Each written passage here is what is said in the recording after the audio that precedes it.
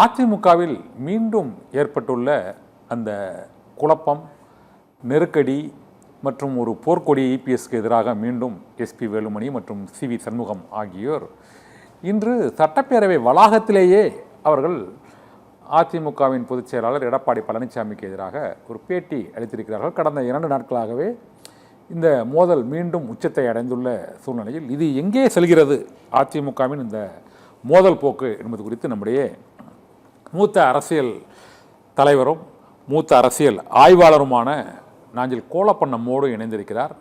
அதிமுகவில் பல ஆண்டுகளாக ஒரு தொண்டரின் உணர்வோடு பல்வேறு கருத்துக்களை தெரிவிக்கும் நாஞ்சில் கோலப்பனை வரவேற்று இந்த விவாத அரங்கில் நாம் அடுத்து செல்லலாம். இப்போதைக்கு இந்த எஸ்பி வேலுமணி, சிவி சண்முகம் இருவரும் பிரிந்தார்கள், மீண்டும் இணைந்தார்கள், இப்போது மீண்டும் எதிர்ப்பு குரல் எழுப்பியிருக்கிறார்கள். முதலில் பிரிந்ததற்கும் பின்னர் இணைந்ததற்கும் இப்போது மீண்டும் போர்க்குரல் எழுப்புவதற்கும் என்ன காரணம், பின்னணின்னு நினைக்கிறீங்க சார்? யார் இணைஞ்சாங்க, யார் பிரிஞ்சாங்க?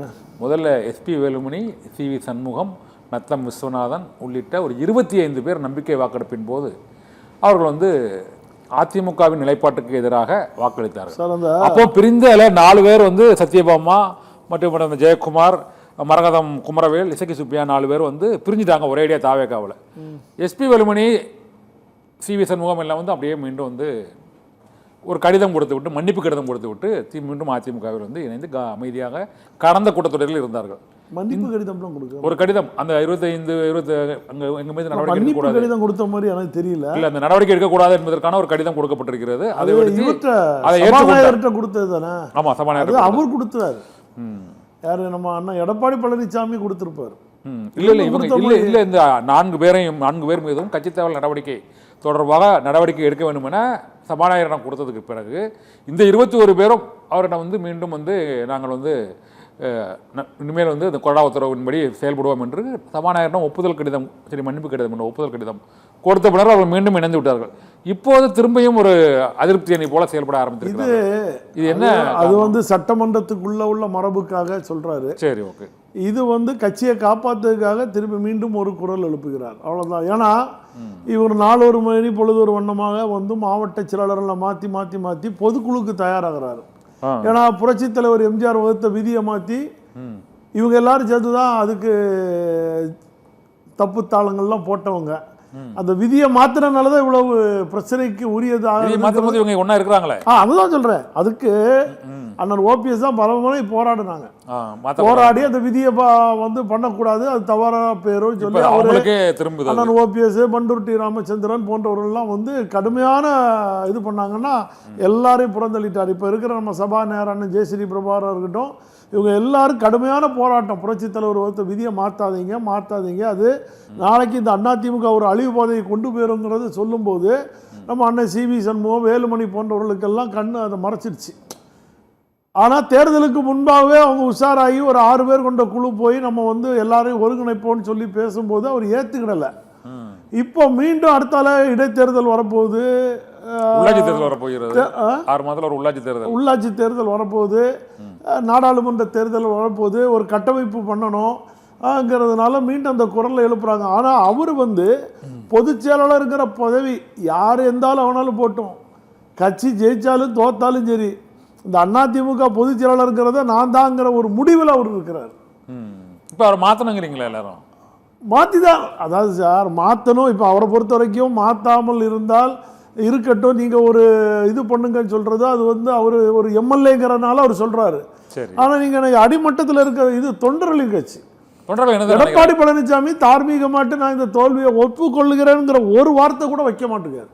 இப்போ திமுக தோல்வி உடைஞ்சி உள்ளுக்குள்ளே என்ன பண்ணாங்க, இங்கே இவர் தோத்ததுக்கு யார், கொளத்தூரில் தோத்ததுக்கு சேகர் பாபு தான் காரணம்னு சொல்லி குறிப்பிட்டு பேசினார் பரந்தாமன் போன்றவர்களாம். பகிரங்கமான ஒரு உள்கட்சி பூசல் உருவாக தொடங்குச்சு. உடனே அவர் திமுக தலைவர் ஸ்டாலின் என்ன பண்ணார், இந்த தோல்வியை நானே பொறுப்பேற்றுக்கிட்டேன், வெற்றி வந்தாலும் எனக்கு தோல்வி வந்தாலும் எனக்குன்னு சொல்லி சொன்னாரா சொல்லலையா? அங்கே ஒரு கட்டுப்பாடு இருக்குது, இங்கே ஒரு கட்டுப்பாடும் இல்லை.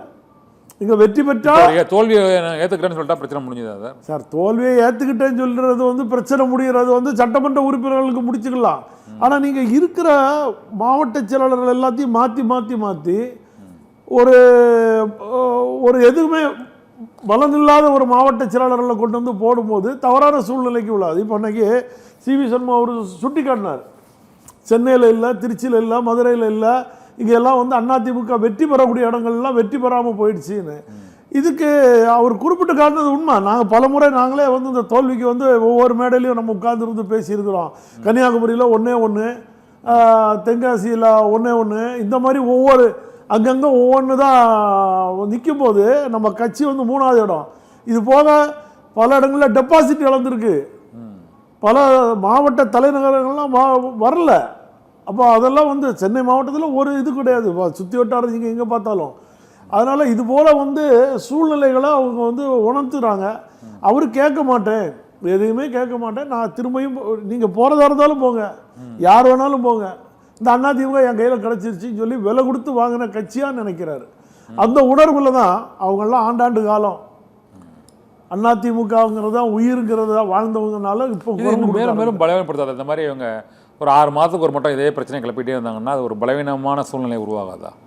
நீங்க தொண்டர்களிடையே ஒரு சோர்வு, நீங்க சொல்றது கரெக்ட் தான். அதான் நீங்க உங்க தலைப்பே போட்டிருக்கீங்க, வில்லா அம்பான்னு போட்டிருக்கீங்க. அது வெறும் முருங்க கம்பு வேறு உடைச்சு விட்டுட்டு போயிட்டு கிருஷ்ணமூர்த்தி வந்து ஒரு அம்பு தான், அவர் வில்லு இல்ல, அதனால நாங்க அப்படின்னு நத்தவசனம் சொன்னார். அவரை நாங்க வந்து எதிரியா நினைக்கல, நாங்க அவர் வந்து அவரை எய்த அம்பு தான், அவரு வில்லு வந்து இபிஎஸ் அப்படின்னு சொன்னார். அதனால அவர் உண்மையிலே வில்லா இருந்து தான் செயல்பட்டாரா, பல அம்புகளை விட்டுட்டு இருக்காரா? இல்லைங்க, அவர் வில்லும் கிடையாது, அம்பும் கிடையாது, மற்ற ஒடிச்சு போகிற குச்சி தான்.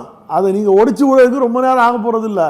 ஆனால் காலம் நேரம் காத்திருந்து ஒரு எம்எல்ஏ இருக்காங்க சார், அவர் பின்னால் 41 எம்எல்ஏ இருக்கிறாங்க. அதெல்லாம் மாறிடுவாங்க சார். நம்ம பார்க்கலையா 124 பேர் அம்மா சின்னம்மா நீங்கள் தான் வந்து பொதுச் செயலாளர் ஆகணும், முதல்வர் ஆகணும்னு சொன்னவங்க அடுத்த நேரம் கூவத்தூரில் மாறலையா? அப்புறம் எடப்பாடி பழனிசாமியை தூக்கிட்டு வரலையா? இந்த 41 பேர் 34 பேர் இந்த இயக்கங்கள்லாம் காட்சிகள் மாறும்போது ஆமாங்க எடப்பாடி செஞ்ச தப்புன்னு சொல்கிற வாய்கள் மாறிடும். அதனால நம்ம அதெல்லாம் கடந்த காலம் நாங்கள் எல்லாம் அண்ணன் ஓபிஎஸ் கூட இருந்து 10 ஆண்டு காலம் உட்காந்துருந்து எல்லாத்தையும் பார்த்து வந்துட்டோம். அண்ணன் ஓபிஎஸ்ஸே மாறி போய் திமுகவுக்கு போயிட்டாரு.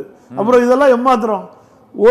ஒரு வாரத்துக்கு முன்னாடி திமுக வந்து கையாளாகாத அரசுன்னாரு, அடுத்த வாரம் போய் திமுகவில் அண்ணன் ஸ்டாலின் கூட போய் சேர்ந்துட்டாரு.